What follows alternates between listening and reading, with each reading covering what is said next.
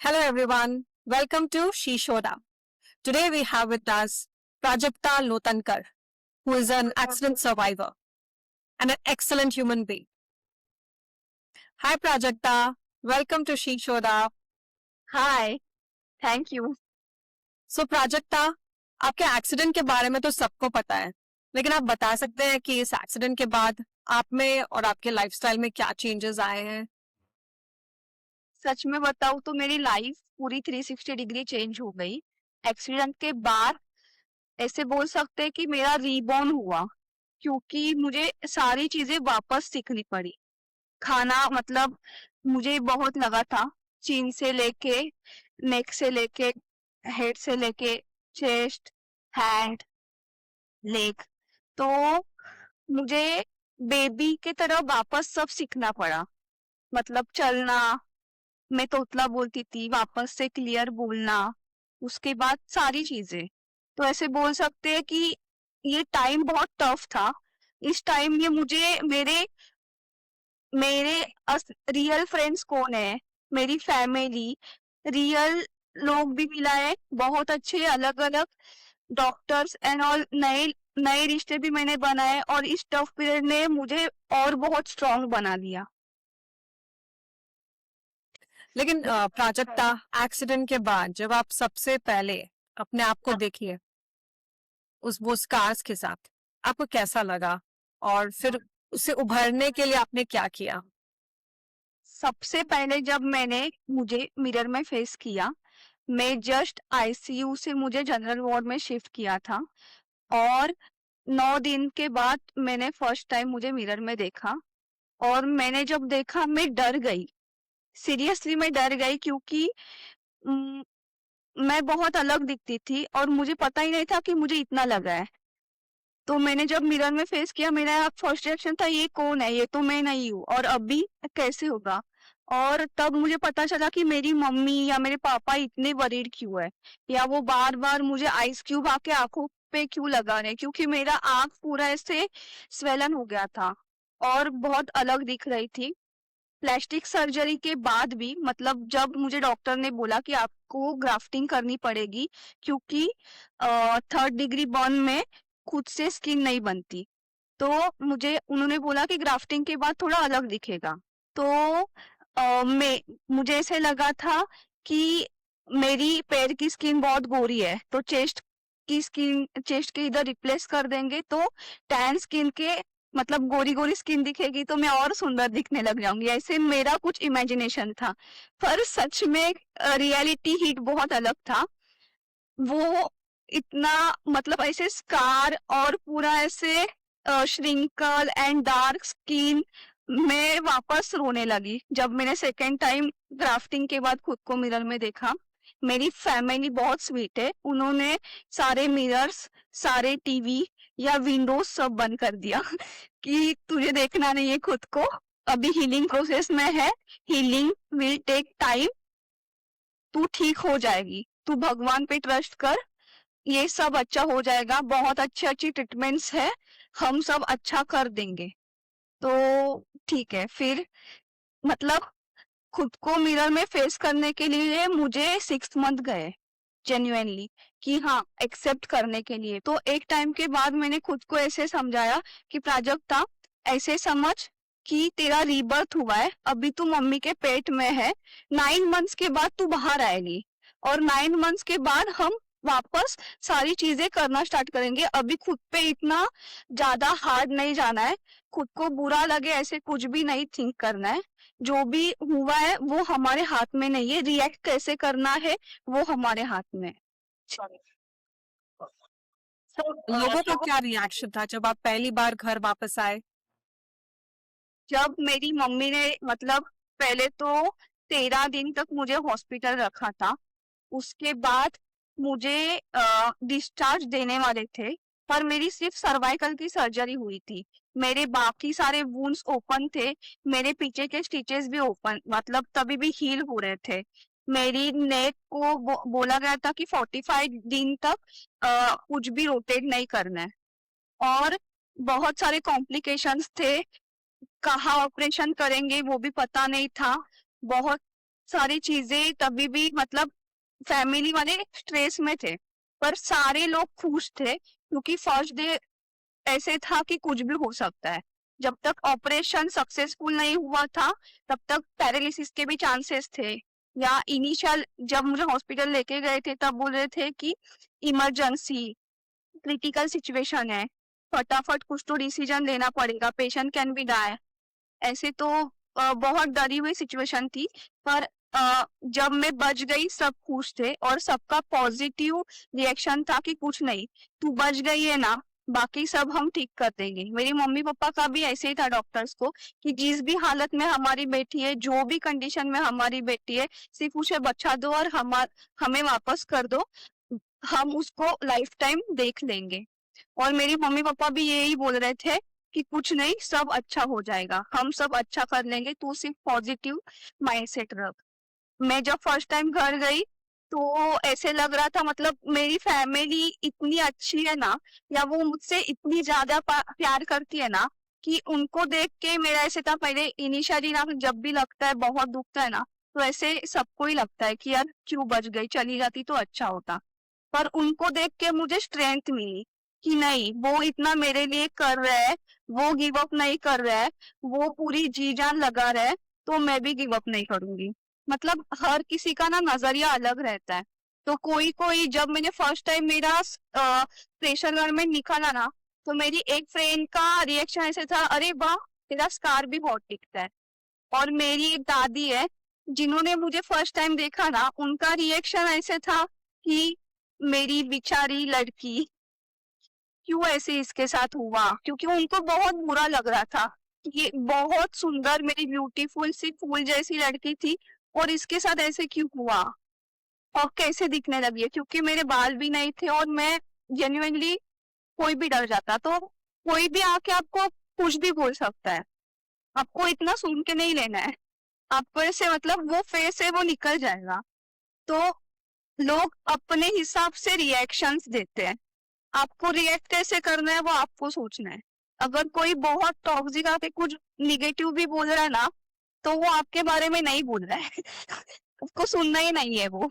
Okay, और कोई आके कॉम्प्लीमेंट भी दे रहा है ना, तो भी ठीक है, मतलब आपको पता रहता है कि हाँ आप गंदे दिख रहे हो या स्कार गंदा दिख रहा है, और देखने वालों की आंखों में खूबसूरती रहती है।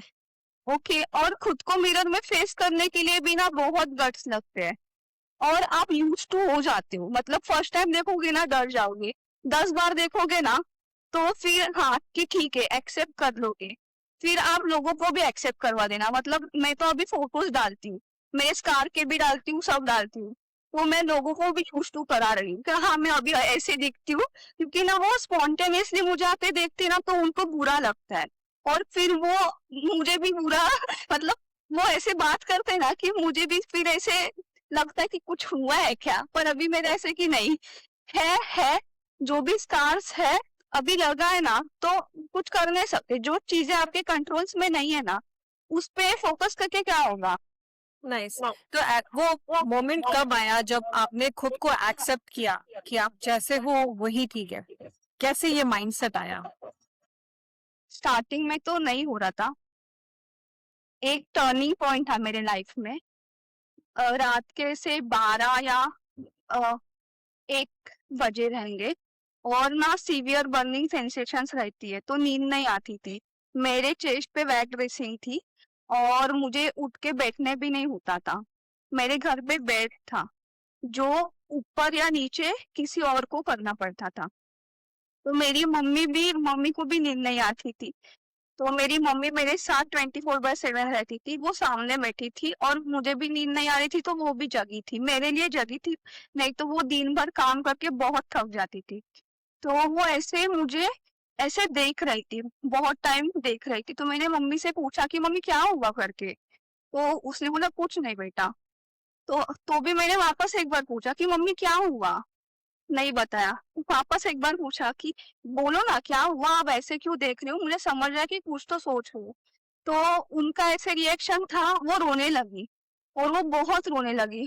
और मेरी कंडीशन ऐसी थी ना कि मैं उठ के उसके पास जाके ऐसे आग भी नहीं पूछ सकती थी कि मम्मा मत रो, सब ठीक हो जाएगा, क्योंकि हमारे पेरेंट्स ना ऐसे दिखाते हैं कि हाँ हम बहुत स्ट्रांग है, या ऐसे वो रोते नहीं है, पर अंदर से ना वो बहुत सॉफ्ट रहते हैं। और उस उनके जिगर के टुकड़े को कुछ हुआ ना तो उनको भी बहुत बुरा लगता है, तो वो बहुत टेंशन में थी।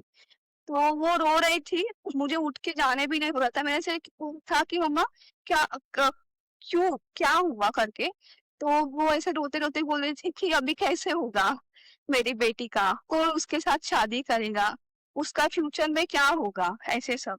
तो मेरा ऐसे था कि मम्मा डोंट वरी, सब ठीक हो जाएगा। तो मुझे मेरा प्राइमरी तो ऐसे बुरा लग रहा था कि इधर मुझे चलने नहीं आ रहा है, यहाँ से लिप नीचे है, यहाँ पे स्टिचेस है, कोई वूंड भरी नहीं है, मेरी नेक रोटेट नहीं हो रही है, मेरे आंखों से मुझे ठीक से दिख नहीं रहा है, मैं तोतला बोल रही हूँ, खा नहीं पा रही हूँ, चल नहीं पा रही हूँ, उठ नहीं पा रही हूँ, आपको शादी की पड़ी है।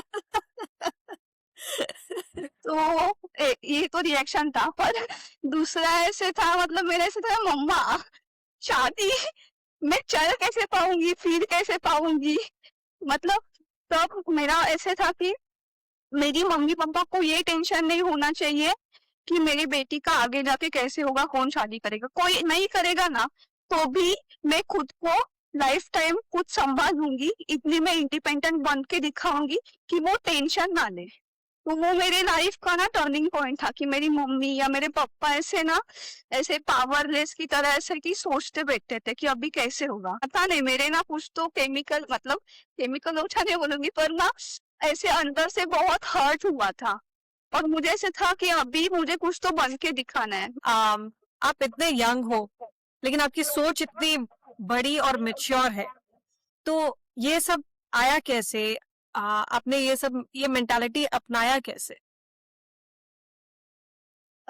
ऐसे मतलब पता ये 2020 में, उसके पहले भी मेरे लाइफ में मैं मुझे फूड पॉइजनिंग और थोड़ा सा मैं डिप्रेशन में थी, तो हॉस्पिटलाइज किया था मुझे। उसके बाद मेरा 10 kg वेट लॉस हुआ था, और मेरा ऐसे था कि मेरे साथ ही क्यों, तो मैंने तभी भी एस्ट्रोलॉजी का क्लास ज्वाइन किया था क्वेश्चंस के आंसर्स ढूंढने के लिए। तो तब मुझे बोला गया था कि you are born for higher purpose, to guide and heal people. पर तब कोई आपके बारे में आके कुछ बुरा बोल देगा ना तो आप सडनली बिलीव कर दोगे, या आप ऐसे कि क्यों बोला, और आप रिएक्ट कर दोगे। पर कोई आके अच्छा बोलता है ना तो आप सुन, मतलब आप सुन के भी इग्नोर कर देते हो, आपको नहीं लगता कि आप में उतना पोटेंशियल है।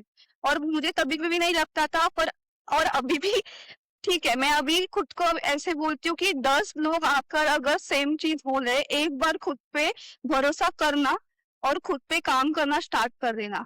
पता नहीं कि सच में आप में वो पोटेंशियल हो, या सच में, मतलब अब 1000 लोग जब बोल रहे हैं ना कि यू आर इंस्पायरिंग, तो मुझे ऐसे लग रहा है कि हाँ कुछ तो, मतलब अगर 1% की लाइफ में भी पॉजिटिवली इम्पैक्ट डाल पा रही हूँ ना तो अच्छा है।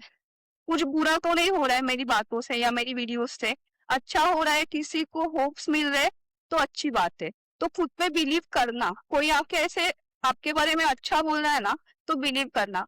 तो अगर आप अभी बहुत वर्स्ट कंडीशन में हो, और या सबके लाइफ में प्रॉब्लम रहते हैं, तो ऐसे सोचना कि प्रॉब्लम है ना, अच्छी बात है, इससे कुछ ना कुछ सीखने मिलेगा।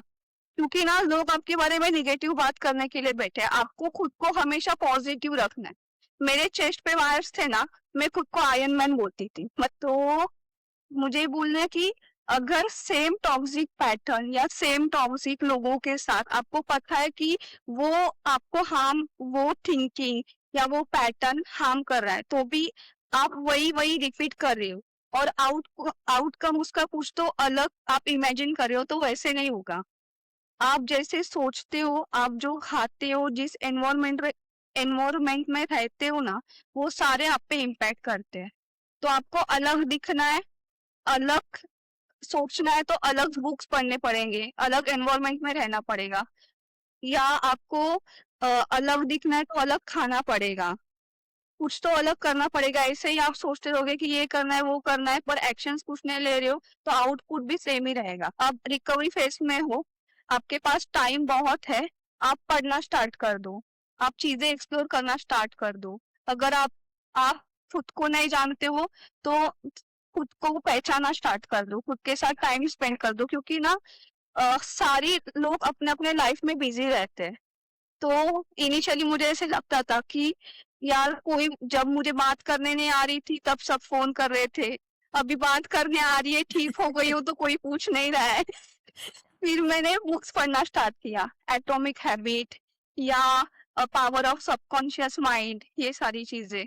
तो मुझे पता चला कि ना बहुत सारे लोगों ने बहुत डिफिकल्ट सिचुएशन से फाइट करके उस पे बुक्स भी बना दी है और आप उससे सीख भी सकते हो। तो मैं फिर ऐसे मोटिवेशनल स्पीकर या मेरे जैसे जो भी एक्सीडेंट से गए हैं या एसिड अटैक सर्वाइवर्स, इनका सब सुनने लगी। या बहुत सारे स्पिरिचुअल गुरु थे, पॉडकास्ट में भी बहुत सारी चीजें मिलती है। मुझे तब पढ़ने नहीं होता था ज्यादा, नेक ऐसे नीचे नहीं हो पाती थी, ऐसे भी नहीं कर पाती थी, तो मैं वीडियोस एंड ऑल कंज्यूम करने लगी।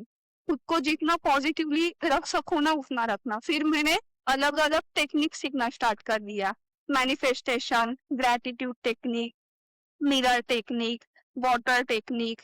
उसके बाद न्यूमरोलॉजी का कोर्स ज्वाइन किया। मेरा मतलब मुझे डायरेक्शन नहीं दिख रहा था, मुझे ऐसे लग रहा था एनर्जी विदाउट डायरेक्शन, मतलब डायरेक्शन लेस एनर्जी बोल सकते हैं आप।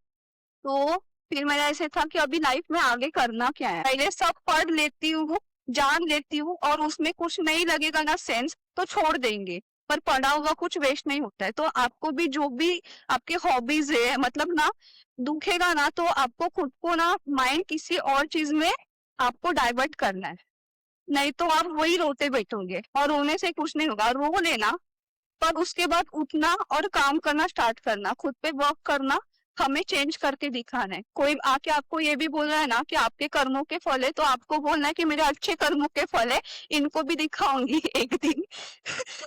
जब मैं फिजियो ले रही थी ना, मेरी फिजियोथेरेपिस्ट योगा इंस्ट्रक्टर भी थी, तो उसने मुझे कुछ ग्राउंडिंग टेक्निक्स या हीलिंग टेक्निक्स, प्राणायाम्स, भाती एंड ऑल, तो उसने मुझे हेल्प की। तो मुझे लगा ये इंटरेस्टिंग है, और मुझे heavy exercise, gym and all हो भी नहीं पा रहा था, तो मैंने सोचा कि योगा से स्टार्ट करते। और मैं अभी सोच रही हूँ कि योगा हेल्प करता है हीलिंग में भी, माइंडसेट में भी।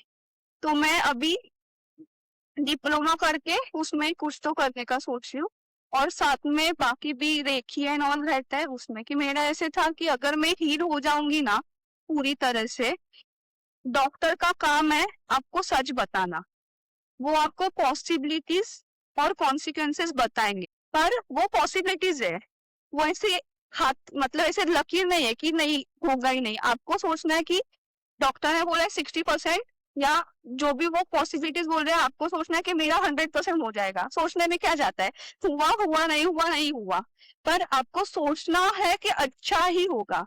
कोई कोई पेशेंट्स मेरे साथ कनेक्ट करते ना, कि बोलते कि मुझे बोला था कि 80% सेकेंडरी सर्जरी लगेगी, 20% नहीं लगेगी। तो मैं खुश हो गई कि 20% नहीं लगेगी, 1% भी चांस रहेगा ना तो मैं नहीं छोड़ रही हूँ। 6 बार दिन में फिजियो लूंगी, जाके हर दिन अल्ट्रासाउंड लूंगी, जो जो पॉसिबल है सब करूंगी, पर मुझे सेकेंडरी सर्जरी नहीं करनी है। मेरा ये माइंडसेट था। आप सोचना है कि डॉक्टर से भी ऊपर एक डॉक्टर है जिसकी मैं फेवरेट हूँ। मैं सोचती हूँ महादेव की मैं फेवरेट चाइल्ड हूँ। आपको भी ऐसे ही सोचना है कि आपका जो भी भगवान पे भरोसा है, आपको नहीं है तो भी आपको सोचना है कि मेरे साथ सब अच्छा ही होगा, तो अच्छा हो जाएगा। अगर आप रोते बैठोगे, वर्स्ट कंडीशन इमेजिन करोगे ना, तो मतलब आपकी बॉडी हील होने में हेल्प नहीं करेगी। अगर आप सैड हो और वापस सैड ही सॉन्ग सुन रहे हो तो और सैड हो जाओगे। अगर आप सैड हो और ऐसे ढिंचैक सॉन्ग सुन रहे हो तो बाद में आप मतलब खुश होना स्टार्ट कर दोगे। तो मैं हॉस्पिटल में भी रहती थी ना, तो भी मैं ऐसे कुछ तो उटपटांग सॉन्ग लगाती थी, मतलब भगवान के भी उटपटांग सॉन्ग, आसमां को छू कर देखो, ऐसे टाइप्स। तो सब आपके माइंडसेट पे है। एक दिन कुछ ना कुछ हो जाएगा, साउथ कोरिया चली जाऊंगी और स्किन ट्रीटमेंट करके मेरे डॉक्टर को आके दिखाऊंगी कि हो गया।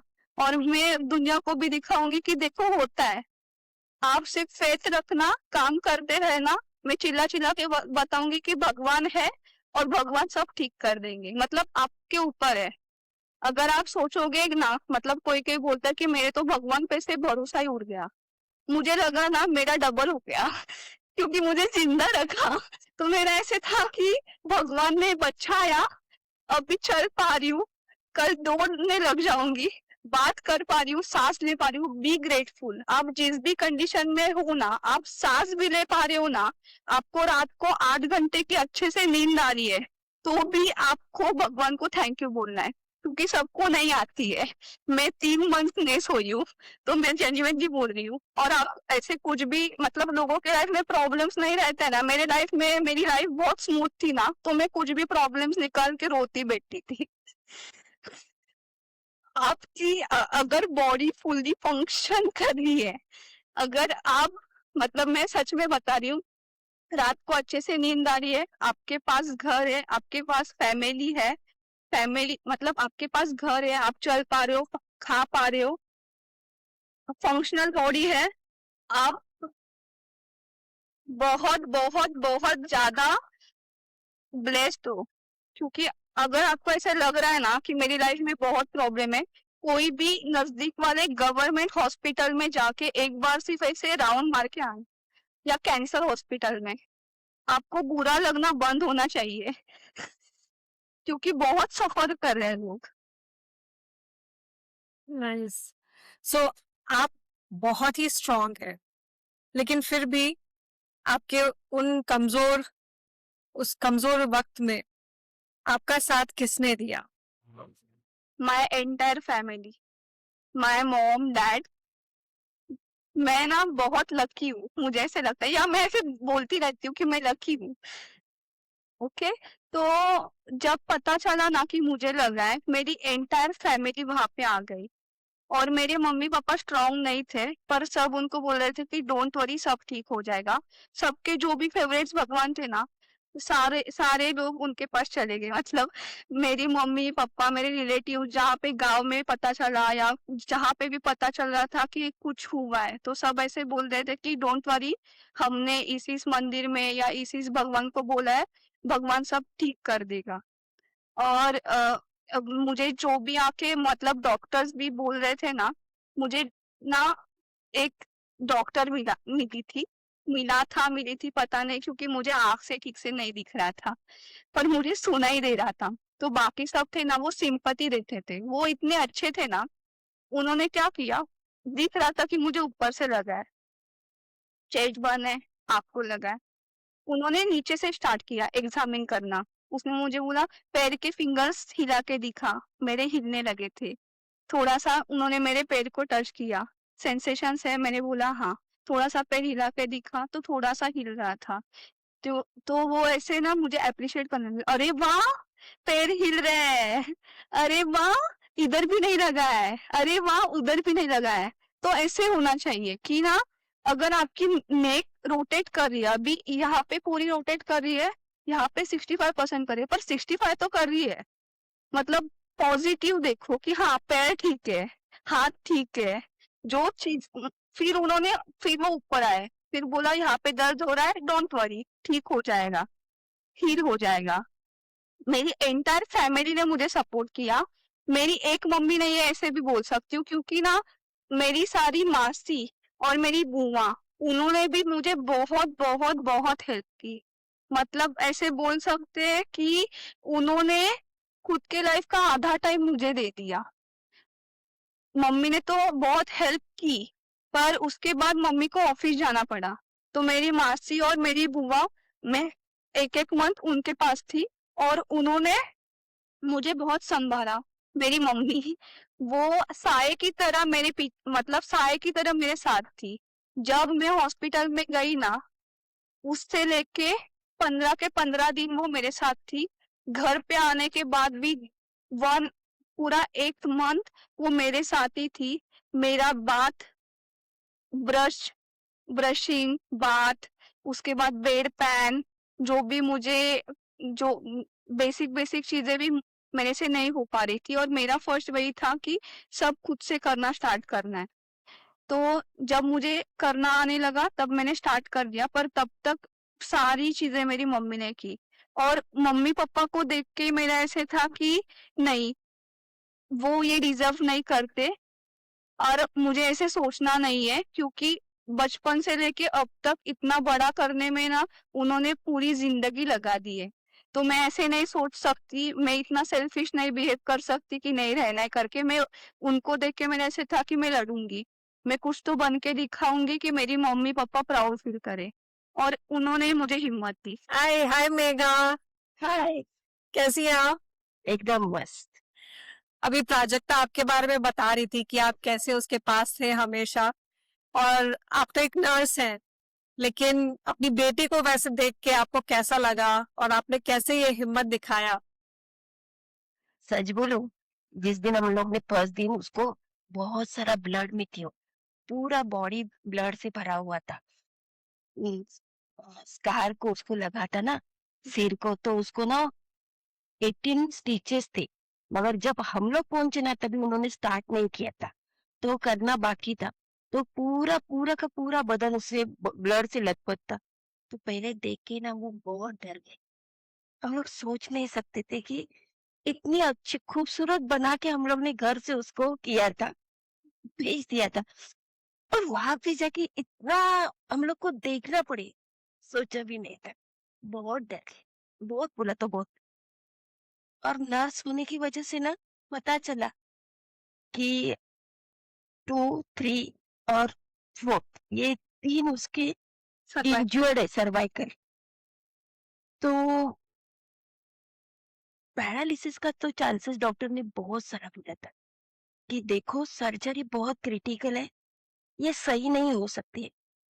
मैं बोली ठीक है, कोई बात नहीं, जैसी भी है ना मेरी राजकुमारी है, सिर्फ मेरे हाथ में दे दो, मैं उसको जी जान लगा के ठीक करूंगी।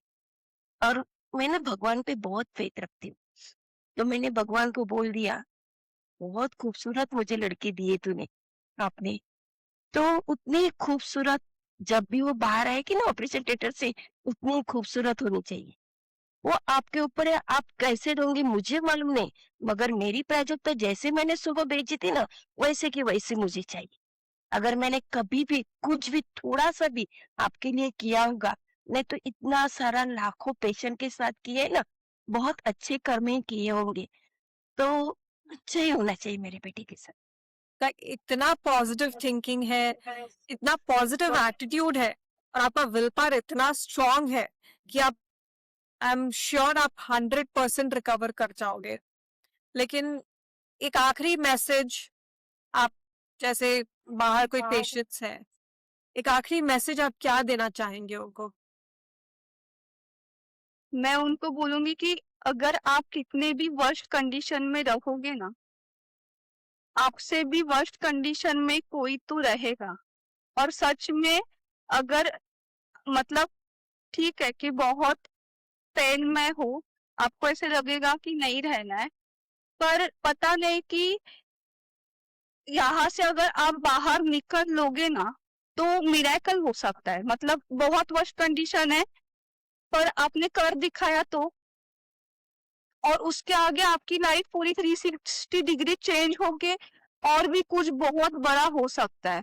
तो सिर्फ पॉजिटिवली लेना, फैमिली को भी बोलूंगी कि पॉजिटिवली लेना इस चीज को, और वो पेशेंट को भी बोलूंगी कि सब ठीक हो जाएगा, डोंट वरी। क्योंकि वो फेस ऐसे रहता है ना, इतने बर्निंग सेंसेशंस रहते हैं या जो भी रहता है ना, आजू बाजू के पेशेंट्स या आजू बाजू के लोग, नॉर्मल नॉर्मल चीजें है ना, वो भी ऐसे तब लगने लगती है कि यार चल पा रहा है, खा पा रहा है, मेरे साथ ऐसे क्यों। तो मैं बोलूंगी कि डोंट वरी, ये टाइम है, चला जाएगा, सब ठीक हो जाएगा। सिर्फ हार मत मानना, और आपके अच्छे कर्मों के फल है।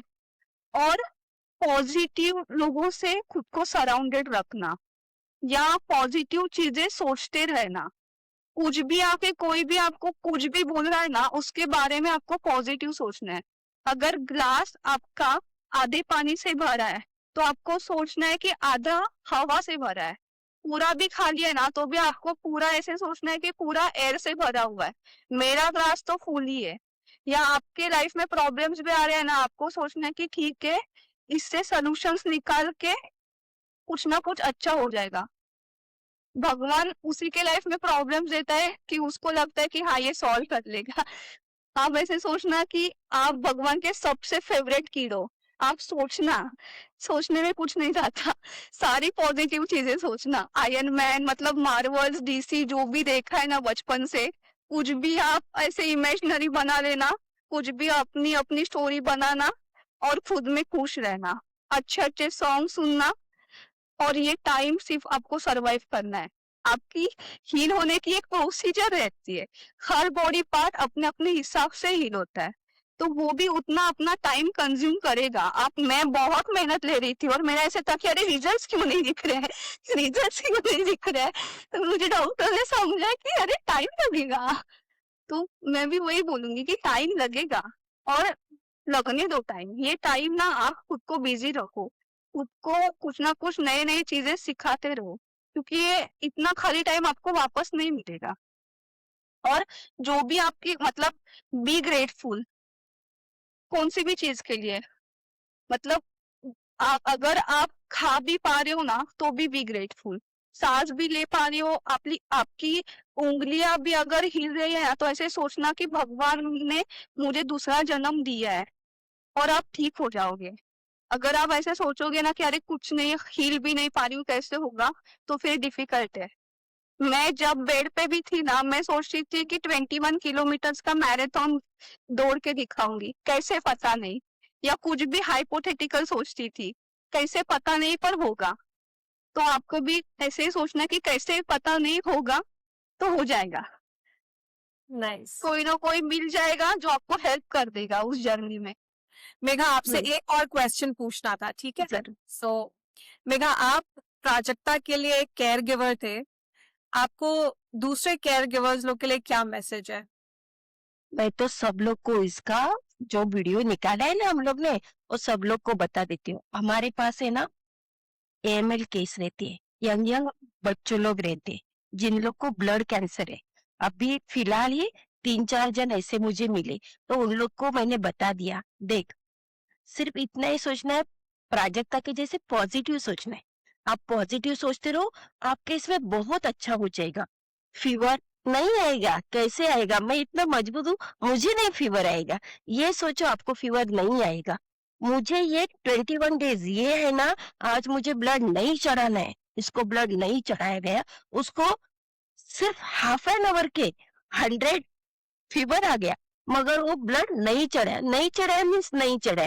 तो उन लोग को भी मैं वैसे ही एडवाइस करती हूँ कि सोचना, पॉजिटिवली सोचना, बहुत अच्छा हो जाएगा। और बहुत सारे लोगों ने बोला बहुत अच्छा है सिस्टर, और ना और प्रे करना, फेथ रखना हमेशा। मीन्स मैं, मेरा रूटीन ही है, वार्ड में मैं जब भी चाहती हूँ ना, तो 5 मिनट के लिए एक पेशेंट के पास जाके उसके पास प्रे करती हूँ, प्रे करके फिर आगे चली जाती हूँ। तो उन लोग को बहुत पसंद आता है, बहुत बोला तो बहुत पसंद आता है उन लोग को। मीन्स हमेशा पॉजिटिवली देखना, मेरी प्राजक्ता की जैसे बहुत अच्छा हो जाए। सिर्फ पॉजिटिव थिंकिंग करना शुरू करो। आपको मालूम है हमारी अमिता मैडम बोलती है कि हमने सोचा भी नहीं था 1 साल में प्राजक्ता तुम्हारी इतनी खूबसूरत दिखेगी, इतनी खूबसूरत दिखनी शुरू हो गई है।